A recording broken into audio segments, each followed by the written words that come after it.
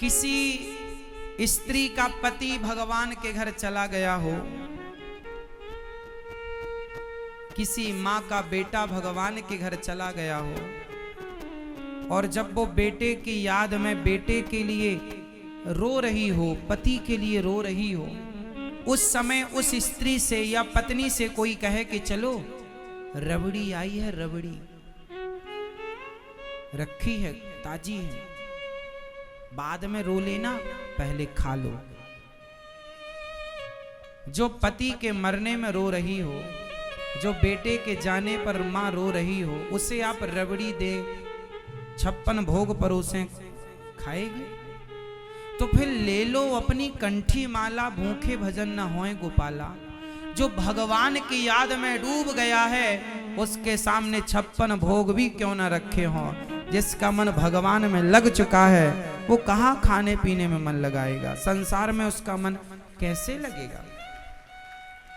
जब सामान्य से एक पुरुष और एक बेटे की याद में एक माँ, एक पत्नी का खाना पीना छूट जाता है, तो भगवान की याद में यदि किसी भक्त ने, हम ये नहीं कहते आप लोगों से कि आप खाना पीना छोड़ दो, हम आपसे नहीं कह रहे हैं कि आप छोड़ दो, हम तो बस ये कह रहे हैं कि भगवान के प्रेम में जब आप डूब जाओगे ना, तो आपको ये नहीं कहना पड़ेगा कि हम प्रेम करते हैं।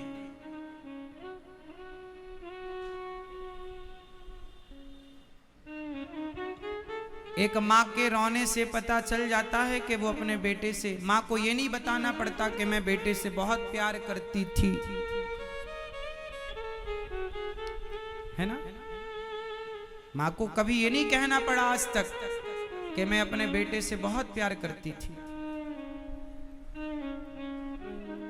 जब भगवान से प्रेम हो जाएगा तो कभी ये कहना ही नहीं पड़ेगा कि मैं भगवान से प्रेम करता हूं। जहां प्रेम होता है वहां कहने की जरूरत नहीं,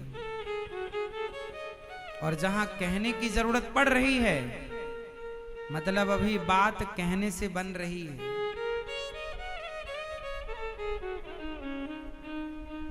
है ना। आप फील कीजिए, जो मैं कह रहा हूं ना, वो समझाने के लिए शब्द कम पड़ रहे हैं। मैं किन शब्दों से आपको ये फीलिंग समझाऊं, ये भावना समझाऊं कि भगवान से जो प्रेम है ना भक्त का, वो प्रेम अद्वितीय, अद्भुत, अलौकिक है। जहां प्रेम है वहां सिर्फ आंसू हैं, सिर्फ याद है, आनंद है। भगवान के लिए रोना सबसे बड़ा सुख है। अब कोई कहे कि जी रोना भी सुख होता, अच्छा बताओ, रोना सुखी, रोना अच्छा है या बुरा है? अर्थात रोने में सुख मिलता है या दुख मिलता है? बोलो। आप रोने को अच्छा मानते हैं कि बुरा?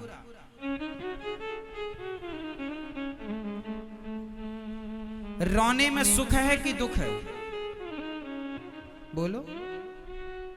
मैया, ओ मोबाइल वाली मैया, चला लो। अभी इन्होंने भी कहा था कि हम भी प्रेम करते हैं भगवान से, लेकिन 1 घंटे से मोबाइल चला रहे हैं। अब देख लो आपकी प्रेम कहाँ है। कह देना कितना सरल होता है।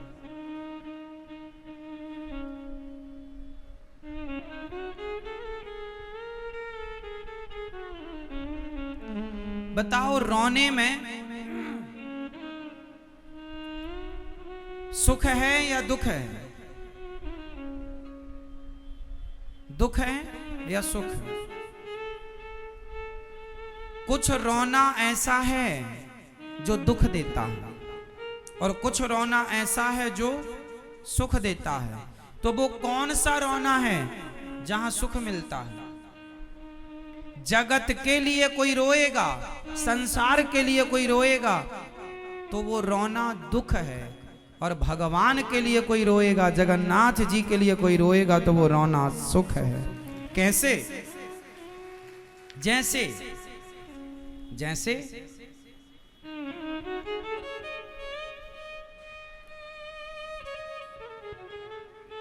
स्त्री 2 बार रोती है।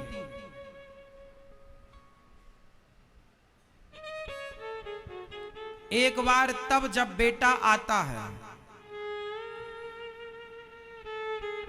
और एक बार तब जब बेटा अपनी मां को छोड़कर अपनी पत्नी को लेकर जाता है। मां 2 बार रोती है।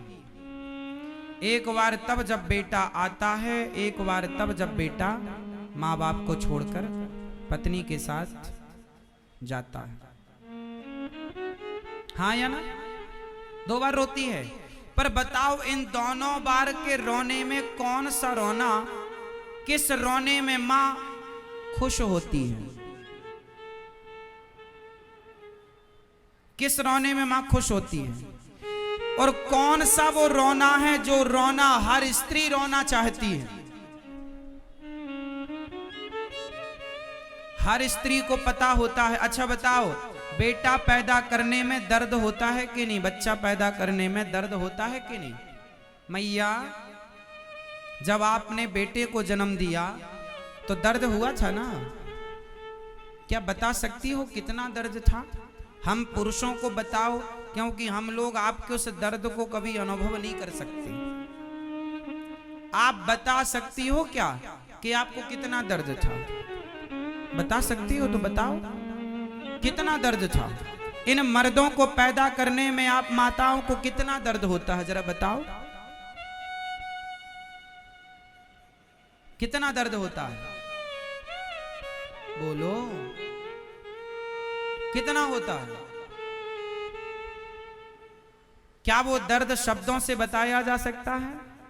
क्या उस दर्द की उपमा दी जा सकती है किसी से? उस दर्द की उपमा केवल उसी दर्द से दी जा सकती है। जैसे आकाश किसके जैसा होता है? आकाश आकाश के जैसा होता है, क्योंकि आकाश की उपमा किससे देंगे? दूसरा होए तो उपमा दें। समुद्र किसकी तरह होता है? समुद्र समुद्र की तरह होता है। समुद्र की उपमा देने के लिए आप ये नहीं कह सकते कि समुद्र नदी की तरह होता है, समुद्र तालाब की तरह होता है, समुद्र कुएं की तरह होता है, ऐसा नहीं बोल सकते। समुद्र की उपमा देने के लिए है ही नहीं आपके पास ऑप्शन, इसलिए कहना पड़ेगा कि समुद्र समुद्र के जैसा होता है, आकाश आकाश के जैसा होता है। उसी तरह प्रसव की पीड़ा के जैसी होती है। उस पीड़ा की भी उपमा नहीं दी जा सकती। लेकिन इतना अपार दुख होता है स्त्रियों को बच्चे पैदा करने में, लेकिन वो दर्द हर स्त्री उठाना चाहती है।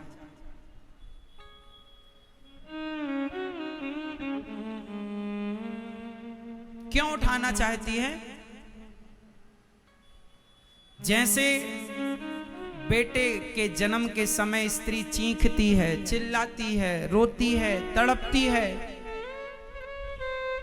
पेट फटा होता है जब ऑपरेशन होता है, फटा है पेट, लेकिन जब बच्चा निकाला डॉक्टर ने और मां की छाती से चिपकाया, और जब पहली बार एक स्त्री ने अपने बच्चे को अपनी छाती में जब अनुभव किया, तो बेटे के स्पर्श होते ही वो मां सारा दुख भूल जाती है और उस सुख का अनुभव करने लग जाती है। बेटे ने छाती में लगकर जब पहली बार मां का दूध पिया, सारा भूल जाती है वो कि मेरा पेट फटा है, भूल जाती है वो कि मैंने इतना अपार कष्ट सहा।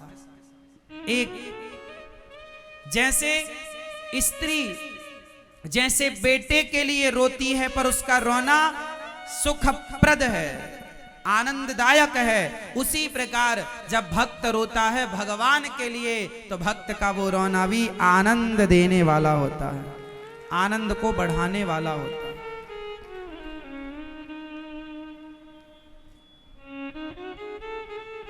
उनको जब रोते हैं ना, भक्त जब रोते हैं, जैसे माँ रोती है तो माँ का रोना आनंद देने वाला है बेटे के लिए, उसी तरह भक्त जब रोते हैं भगवान के लिए, तो माँ रोई बच्चे के लिए तो मां बता सकती है ना कि कितना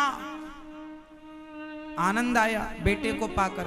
उसी प्रकार जब भक्त रोता है भगवान के लिए तो भक्त ही बता सकता है कि उस रोने के बाद गोविंद के प्रेम में कितना आनंद मिला, उनके दर्शन में, उनके अनुभव में कितना आनंद मिला। ये तो वो आनंद है जो आनंद का अनुभव किया तो जा सकता है बट बताया नहीं जा सकता। वही माँ वाला हिसाब किताब है। माँ इतना दर्द सहती है